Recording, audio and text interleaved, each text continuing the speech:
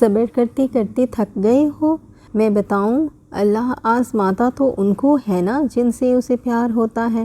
اللہ نے تمہیں صبر کی توفیق پتہ ہے کیوں دی؟ کیونکہ اللہ تمہیں بے حساب اجر دینا چاہتا ہے۔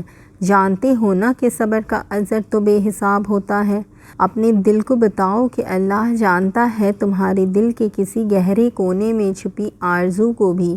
اپنے دل کو بتاؤ کہ یہ آزمائش تو ختم ہو جائے گی، مگر اس آزمائش میں جو اللہ کی محبت ملے گی وہ ہمیشہ کے لیے ہے۔ تم مت پریشان ہو، اللہ کچھ بھی نہیں بھولا، اور عنقریب وہ تمہارے لیے اتنے بہترین فیصلے کرے گا کہ تمہارا دل خوش ہو جائے گا۔ چیزیں ٹوٹ کر بیکار ہو جاتی ہیں مگر دل ٹوٹ کر نایاب ہو جاتا ہے، کیونکہ وہ اپنے خالق کے اور قریب ہو جاتا ہے۔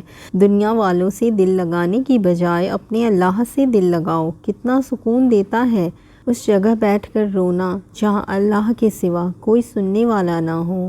اللہ آزماتا ہے ہر کسی کو مختلف طریقے سے، کسی کو دے کر، کسی سے لے کر اور کسی سے انتظار کروا کر۔ وہ دیکھتا ہے کہ جس کو عطا کیا ہے وہ شکر ادا کرتا ہے یا نہیں۔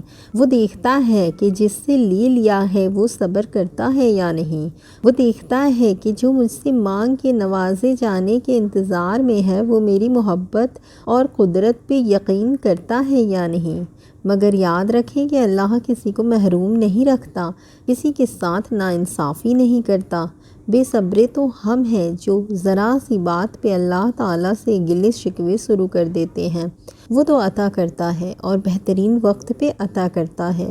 تو کر لو نا دل کو مطمئن کہ اللہ سے زیادہ معاملات کو کوئی بہتر نہیں جانتا، اور نہ ہی اس سے زیادہ تم سے کوئی محبت کرتا ہے، اور نہ اللہ سے بہتر کوئی عطا کرنے والا ہے۔ یہ دنیاوی زندگی ہے، یہاں آزمائشیں تو آئیں گی نا۔ اللہ اپنے بندوں کو آزماتا تو ہے نا، مگر جو اس آزمائش میں صبر کا دامن تھام لے اس کو اللہ کا ساتھ مل جاتا ہے۔ اللہ اس کا ساتھی بن جاتا ہے، اور جس کا ساتھی اللہ بن جائے اس کو تو اپنے معاملات میں پریشان ہونا ہی نہیں چاہیے۔ اس کو تو توکل کرنا چاہیے اور اپنا معاملہ اللہ تعالیٰ کے سپرد کر دینا چاہیے، کیونکہ اللہ اس کے لیے ہمیشہ بہترین فیصلہ ہی کریں گے۔